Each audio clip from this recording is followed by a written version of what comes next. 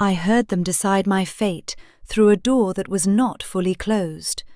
It was a fate bartered in hushed, urgent tones, the words themselves seeming to scurry like mice along the wainscoting, fearful of being caught. My name, Ilara, was a dull countercoin tossed between the brighter, more valuable currency of my sister Rosamond's name. I was the afterthought, the inconvenient surplus, the plain brown wren to her bird of paradise. My stepmother, Lady Beatrice, wielded a voice like chilled steel, precise and cutting. "The Duke will have the beauty, of course," she declared, the "of course" a final, dismissive nail in the coffin of my own consequence. "But the dower cottage on the north parcel must be occupied. It is part of the agreement. Ilara can go there. She is quiet. She will not be a bother." My father, a man whose spine had long ago dissolved under the acid of his second wife's ambition, made a sound of faint protest, a mere rustle of paper against the storm of her will. "Beatrice, the cottage has been empty for decades. It is little more than a ruin." "It has a roof," she had countered, and that was the end of it. A roof was apparently the extent of the provision required for a daughter like me. I did not weep. I had learned long ago that my tears were a currency with no value in that house. Instead, I retreated to my room, a small, shadowed space at the back of the manor, and packed my few belongings. 3 worn dresses, a handful of books that were my only true companions, and a small, intricately carved wooden horse my mother had given me before she died. It was a simple thing, its paint faded, but it was the only object I possessed that had ever been given with uncomplicated love. And so I was sent away, not with ceremony or sad farewells, but with the quiet efficiency of dispatching a piece of unwanted furniture to storage. The dower cottage stood as my father had described it, a skeleton of a house, hunched against the wind that swept down from the moors. Its stones were slick with green moss, its windows were clouded with the grime of years, and its garden was a tangled, thorny wilderness. It was cold, and it was desolate, and it was, for the first time in my life, entirely mine. I found a strange, brittle freedom in its decay. Here, at least, I was not being measured against Rosamond's impossible radiance. Here, I was not an inconvenience. I simply was. The Duke, whose land abutted our own, and who was the architect of this new chapter in our lives, was a figure of formidable legend. Duke Alastair Beaumont. They called him the Iron Duke, a man forged in the crucible of war and hardened by the loss of his young wife years ago. He was said to be severe, silent, a man who preferred the company of ledgers and maps to that of people. It was for his hand that Rosamond was being polished and preened, her beauty the key meant to unlock the vault of his wealth and save our family from the ruin my father's feckless spending had courted. I was merely a footnote in their grand design, a ghost to haunt a forgotten cottage at the edge of his vast estate. I spent the first weeks in a state of suspended animation, my days dictated by the simple, brutal necessities of survival. I hauled water from the well, its rope coarse and biting against my palms. I cleared the hearth of ancient nests and coaxed reluctant fires to life, the smoke stinging my eyes. I swept away shrouds of cobwebs and scrubbed floors until my knuckles were raw.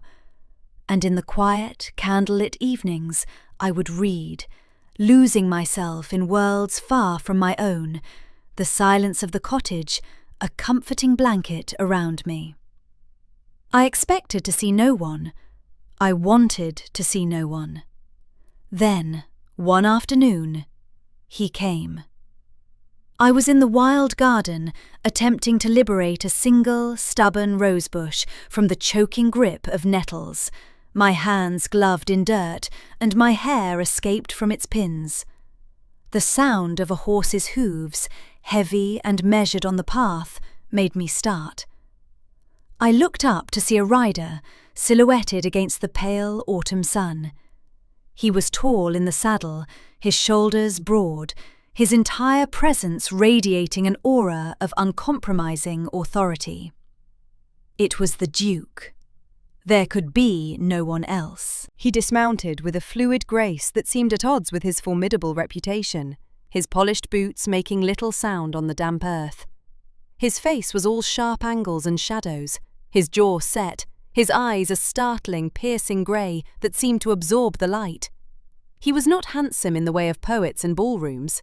He was compelling, like a cliff face, shaped by storms and time into something stark and unyielding. I knew he was here to see the property lines, perhaps to assess the ruin he had acquired, along with the promise of my sister. I braced myself for dismissal, for the cool, sweeping glance of a man assessing an asset, a glance that would take in the derelict cottage and the plain, dishevelled woman who came with it, and find both wanting. I curtsied, a clumsy, automatic gesture, my cheeks hot with the mortification of being found in such a state. "Your Grace," I murmured to the overgrown weeds at my feet. He did not reply immediately. The silence stretched, thick and heavy, broken only by the sighing of the wind through the skeletal branches of the trees. I dared to lift my gaze. And that is when it happened. He was not looking at the cottage. He was not looking at the tangled garden. He was looking at me. It was not a glance, not the polite, dismissive sweep of a superior assessing an inferior. It was a look of profound, unnerving focus. His grey eyes were not cold, as I had expected, but intensely, startlingly alive. And in their depths, I saw not judgment, but a flicker of something I could not name. Surprise? Curiosity?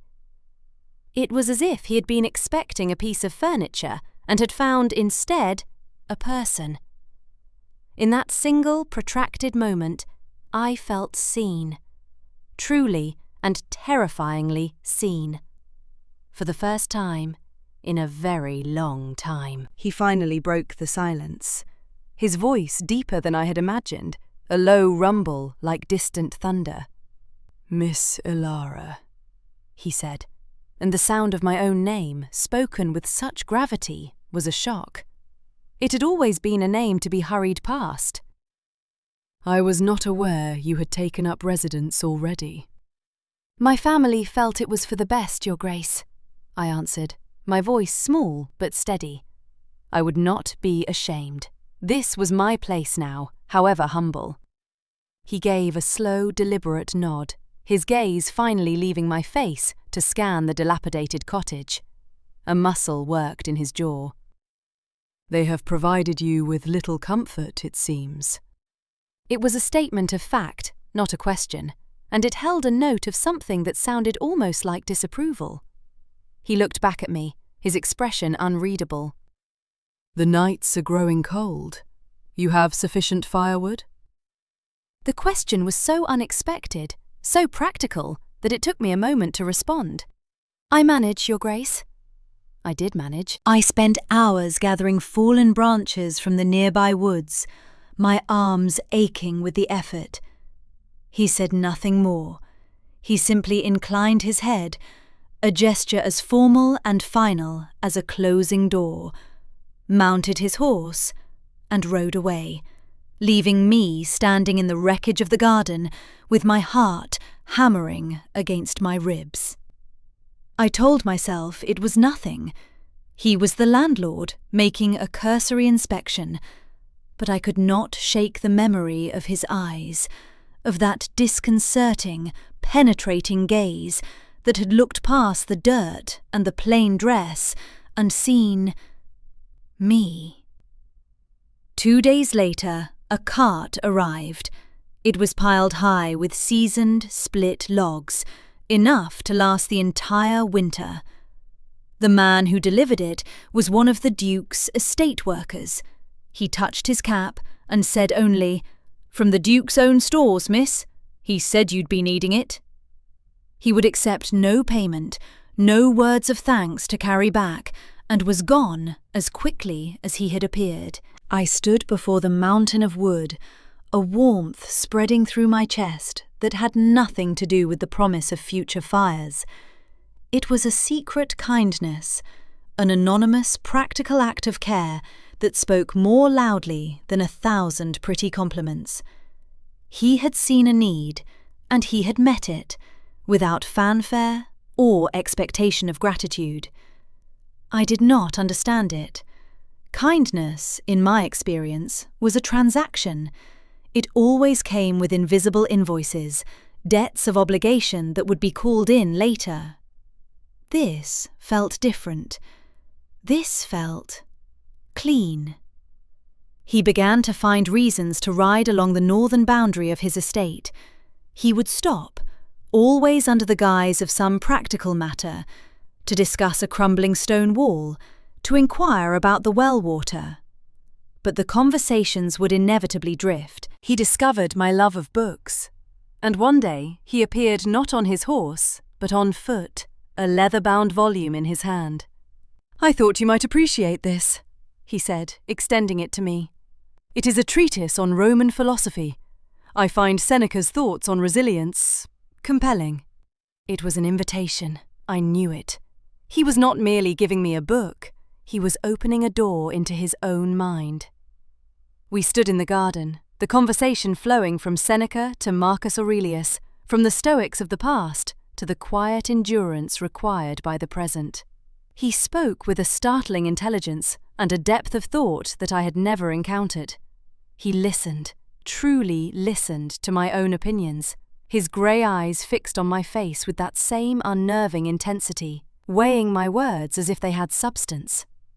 I felt my own mind, so long fallow and undernourished, begin to stretch and unfurl like a new leaf toward the sun. The next week he issued a more formal invitation. "My library is considered one of the finest in the county," he said, a touch of formality returning to his voice, as if he were testing the waters. "I would be honoured if you would consent to view it. My housekeeper, Mrs. Gable, will serve as chaperone." I went. Dressed in my best grey wool, which was still hopelessly plain, I walked the half-mile to Beaumont Hall, a grand, imposing structure of pale stone that seemed to command the very landscape. I felt small and insignificant, approaching its massive oak doors. But the Duke himself met me in the great hall, and his presence seemed to create a small, quiet space around us, insulating me from the grandeur and the ghosts of his lineage. Mrs. Gable was a formidable woman with a kind face, who greeted me with a respectful nod that told me she had been given her instructions. The library was breathtaking. It was a cathedral of books, 2 stories high, with shelves that soared to a coffered ceiling. A fire crackled in a hearth large enough to stand in, and the air smelled of old paper, leather, and beeswax. It was the most beautiful room I had ever seen. It felt like coming home. We spent 2 hours there, and for those 2 hours I forgot that I was Elara, the plain, forgotten daughter. I was a mind meeting another mind. We spoke of history and agriculture, of poetry and politics. He showed me a rare illuminated manuscript, his large, capable hand surprisingly gentle as he turned the fragile pages. At one point, we both reached for the same volume of botanical drawings, and our fingers brushed. A jolt, sharp and electric, shot up my arm. I snatched my hand back as if burned, my cheeks flooding with colour. He did not pull away. His hand lingered in the air for a fraction of a second, and when I dared to look at him, his expression was taut, his gaze fixed on my face, a storm gathering in the grey depths of his eyes. The spell was broken by Mrs. Gable discreetly clearing her throat. The moment passed. But it had happened.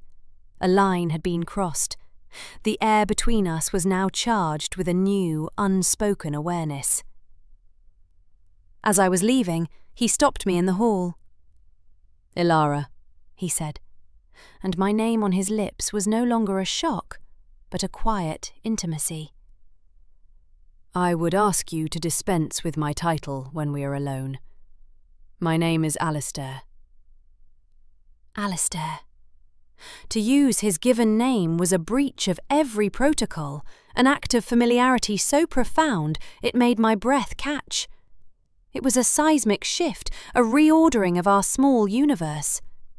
It was an offering of trust, and of a connection that went far beyond that of a duke and the sister of his intended.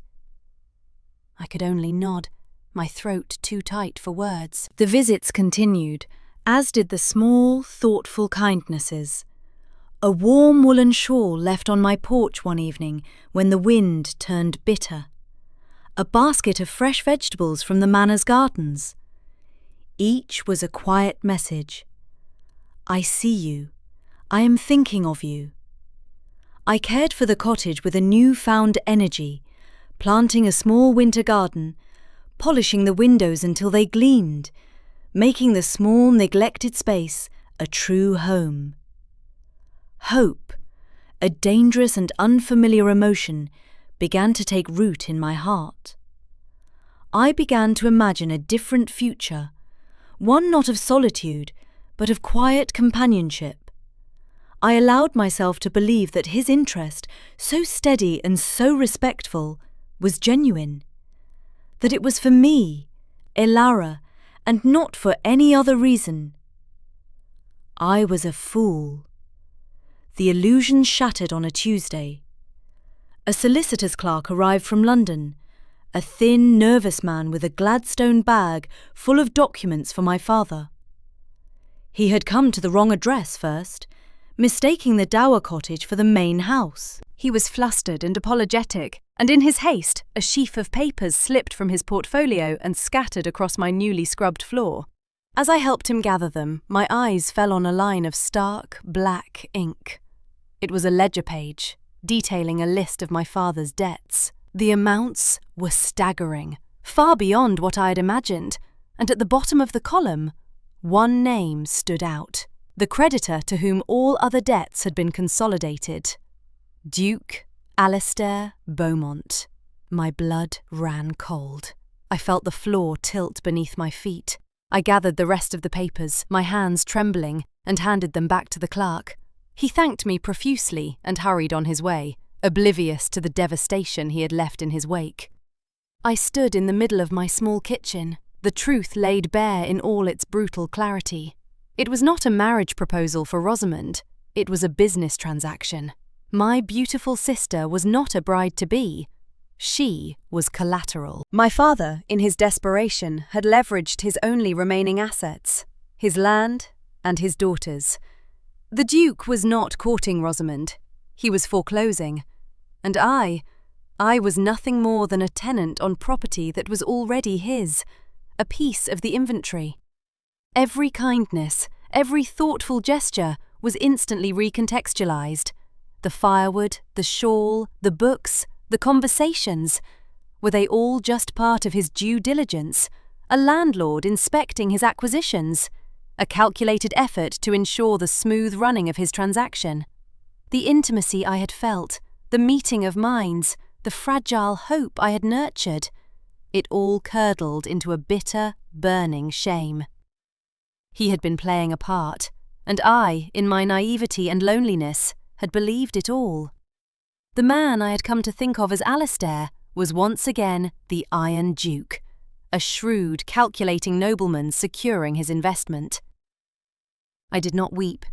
My capacity for tears had been exhausted long ago. Instead, a cold, hard anger began to form, a diamond of rage under the immense pressure of my humiliation. He had made me feel seen, only to reveal that I had been inspected.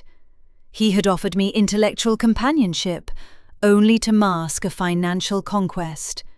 He had used my loneliness against me. I knew he would come that afternoon. He always did.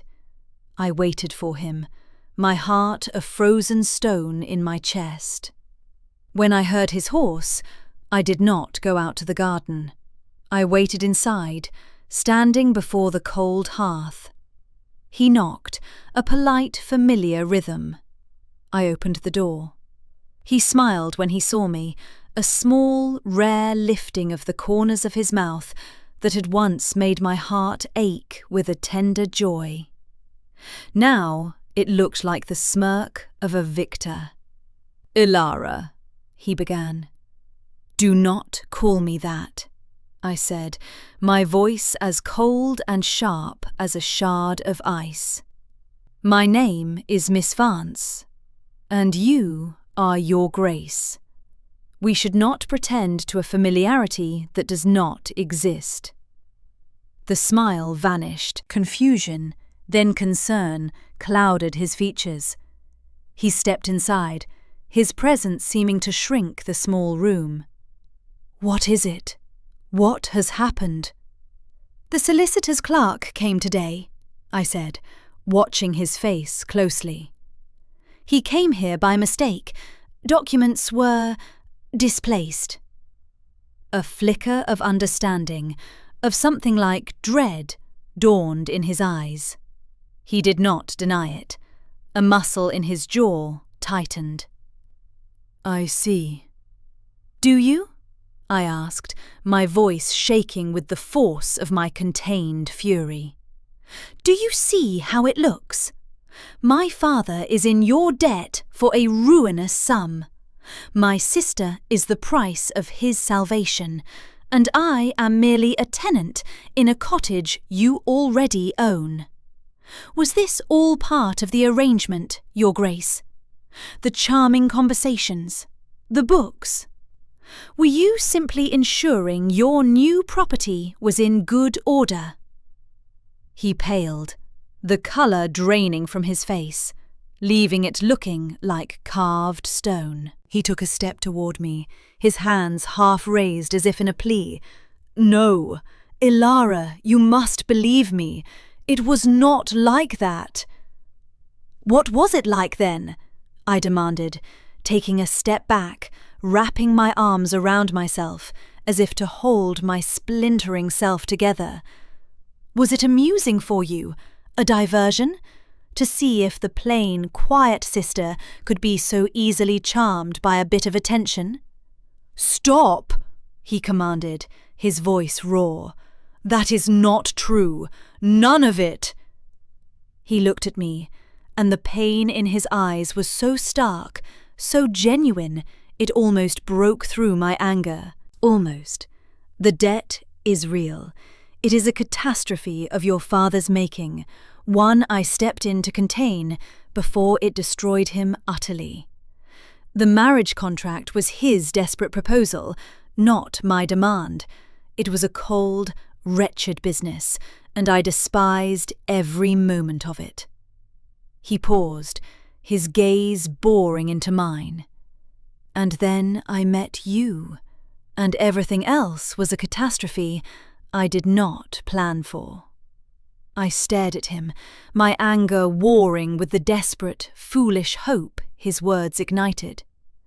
"I do not understand." "I came here that first day to inspect a property line," he said, his voice low and intense. "I found a woman in a ruined garden who looked at me, not with fear or deference, but with a quiet strength I had never seen. I saw you, Ilara. Not the sister of the bride, not a part of a business deal. I saw you, and I have been unable to see anything else since." He took another step, closing the distance between us. "The books, the firewood, they were not the actions of a landlord. They were the clumsy attempts of a man who has forgotten how to court a woman, a man who only knew he wanted to ease your burdens and see you smile. I have not felt anything but grief and duty for 10 years. You have unmade me." You are in my every thought. It was a torrent of a confession, a breaking of the dam of his famous reserve. He stood before me, the formidable Duke, stripped of his armour, his heart laid bare in his words. He was vulnerable, and it was the most powerful thing I had ever witnessed. He reached out, not to touch me, but holding his hand in the space between us. The contract for your sister is meaningless to me.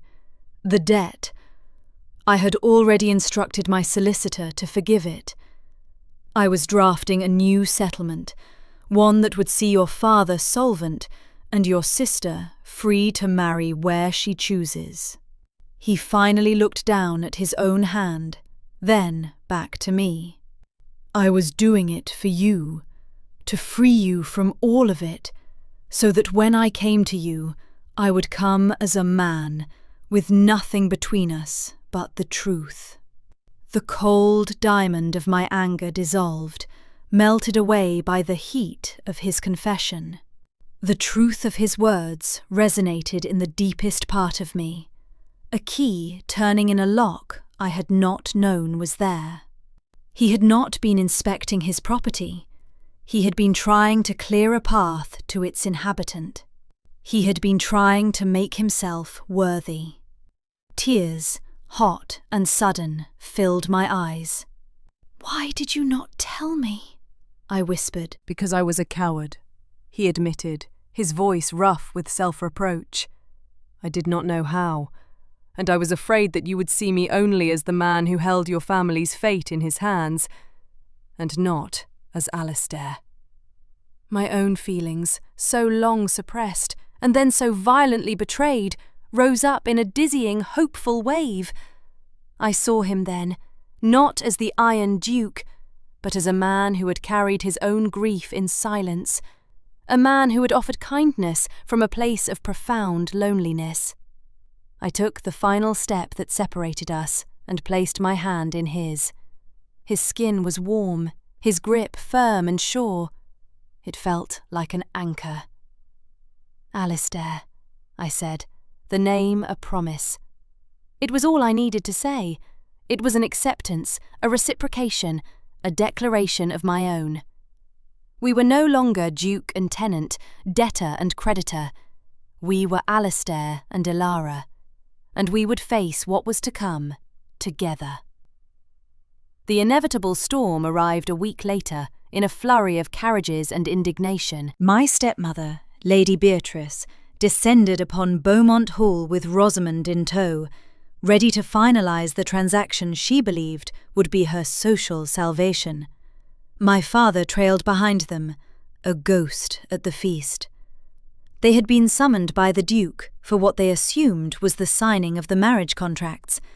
They were not expecting me to be there, standing beside him in the grand drawing room, not as a servant or a poor relation, but as his guest.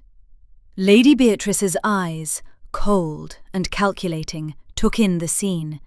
She saw me, saw the way Alistair stood just a little too close to me, the proprietary, protective set of his shoulders.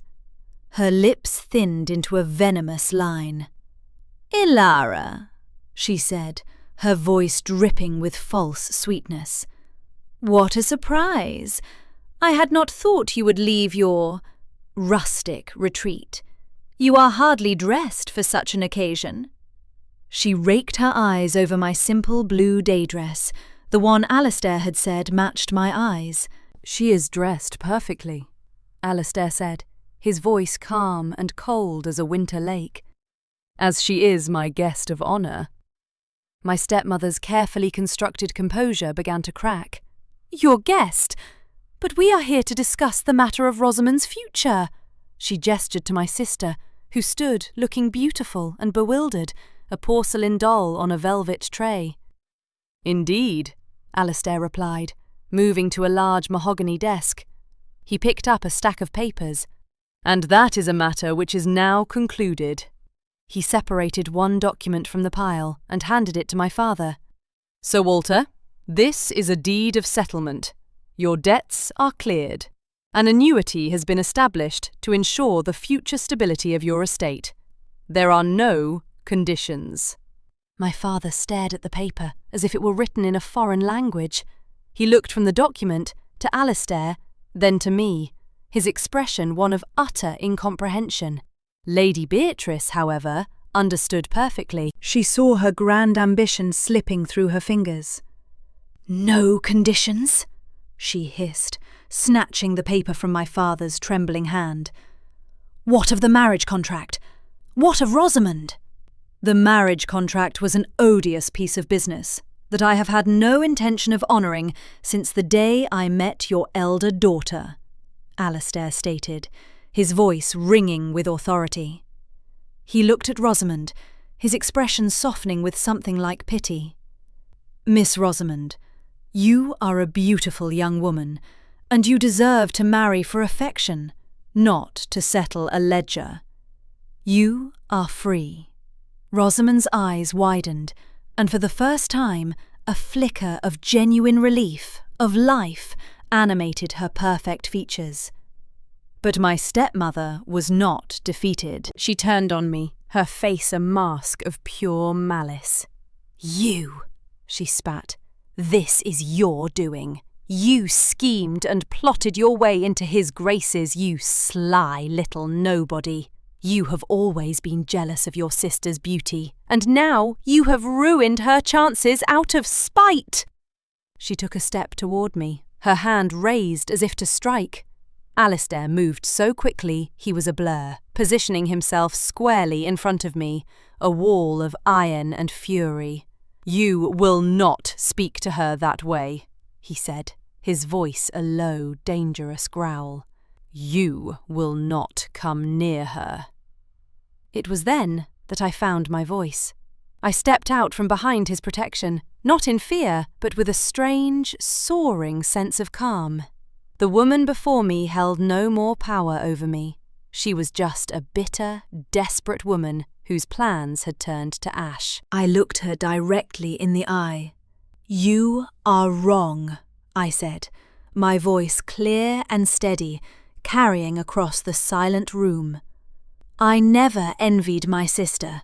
I only ever pitied her. Because she had you for a mother." I turned my gaze to my father. "And you, father, you allowed this. You allowed us to be sold. I hope the freedom the Duke has given you is something you will learn to deserve." I did not wait for a reply. I did not need one.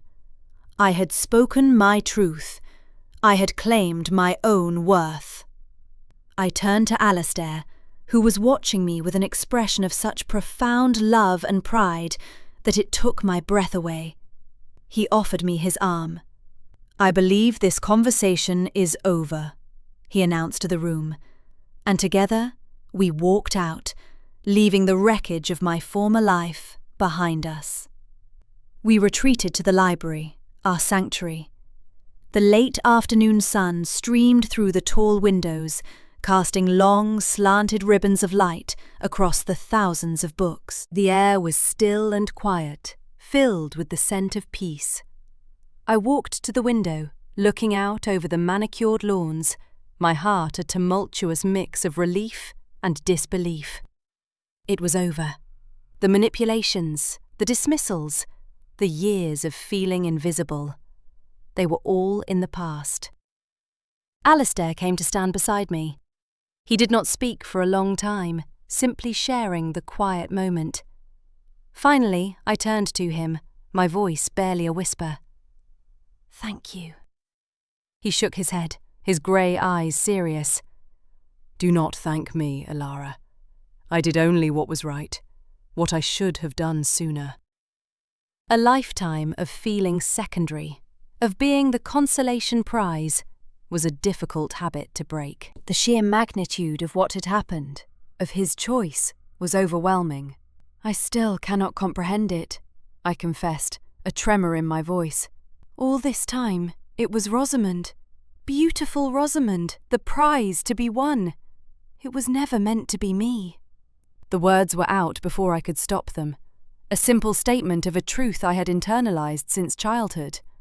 They hung in the air between us, a testament to the shadows I still carried. Alistair's face hardened. A sudden violent energy seemed to seize him. His jaw clenched, and a terrible, raw anger flashed in his eyes. It was not an anger directed at me, I knew that instinctively. It was an anger directed at the world that had taught me to say such a thing, at the family who had etched that worthlessness onto my soul. He turned away from me abruptly, his movements sharp and convulsive. With a guttural roar of pure, unadulterated rage, he swept his arm across a small, ornate side table that stood nearby. A porcelain vase, a stack of books, and a heavy inkwell went flying, crashing to the floor. But his motion did not stop. His fist, clenched and white-knuckled, came down upon the surface of the table itself. There was a sickening crack, a sound of wood splintering under immense, unbearable pressure. The table, a delicate piece of antique marquetry, shattered. One of its legs snapped, and it collapsed in on itself, a broken ruin on the expensive rug. Silence descended, thick and shocking. My heart was pounding in my throat. I stared at the wreckage, then at him. He stood with his back to me, his broad shoulders heaving, his head bowed. He was breathing in slow and deep, and shaking draughts of air, fighting for control. Slowly, he turned to face me. The fury was gone, replaced by a look of profound, aching vulnerability. His eyes were bright with unshed tears. "Never," he said, his voice hoarse and fractured. "Never say that again." He crossed the space between us in 2 long strides, his hands coming up to cup my face. His touch exquisitely gentle, as if I were the fragile thing, and not the table he had just destroyed. "Do you hear me, Elara? It was always meant to be you. From the first moment I saw you in that ruined garden, it was you. There was never anyone else." And then he kissed me. It was not a gentle, tentative kiss. It was a kiss of overwhelming emotion, of desperation and relief, of anger and adoration. It was the culmination of every unspoken conversation, every charged glance, every secret kindness. It was a kiss that broke down the last of my defences and obliterated the last of my doubts. It was a kiss that tasted of homecoming. In his arms, surrounded by the quiet wisdom of 1,000 books and the wreckage of a single table, I was finally, completely, and irrevocably seen. I was home. Months later, we were married in the small parish church, with only Mrs. Gable and a few trusted estate workers as witnesses. It was a quiet, sunlit affair, a reflection of the life we intended to build together. We spent our first weeks of marriage not in some grand tour of the continent, but at the Dower cottage, my cottage, our cottage. Alistair's wealth and workmen had transformed it. The roof was sound, the windows clear, the walls painted a warm, creamy white. The garden, once a wild tangle, was now a riot of roses and herbs, a place of ordered beauty we had cultivated together. It was our sanctuary, the place where we had found one another, and we returned to it often. My sister Rosamond, freed from her gilded cage, blossomed. She married a country baronet a year later, a man of good humour and modest fortune, and in her letters she sounded, for the first time, genuinely happy. My father lived out his days in quiet comfort, a man diminished, but perhaps, in the end, content. I never saw my stepmother again. She had removed herself to Bath to live out her bitterness in the company of other resentful dowagers. Their fates were loose ends neatly tied, but they were no longer the centre of my story. One evening, as we sat before the fire in the cottage library, a small, cosy room Alistair had stocked with all my favourite authors, he placed a small, velvet-wrapped object in my hand. I opened it. It was my old wooden horse, the one I had left behind at the manor. He had had it restored. The faded paint was renewed, the wood polished to a soft gleam, but it was still the same simple, beloved toy from my childhood. I looked at him, my eyes filled with a familiar, happy warmth. "How did you—" "I sent for your things," he said simply. "I wanted you to have everything that was truly yours, everything that loved you before I did." I closed my hand around the small horse, its smooth, familiar shape, a tangible link between the lonely girl I had been and the cherished woman I had become. I had spent so much of my life feeling like a footnote in someone else's story, but Alistair had not just given me a new chapter, he had shown me that the book had always been mine. He had seen the quiet truth of me, hidden away in a derelict cottage, and had not sought to change it, but to give it light and air and a place to finally, fully bloom. I leaned my head against his shoulder, the firelight dancing on our faces, and knew, with a certainty that settled deep in my bones, that this was what it felt like to be truly found.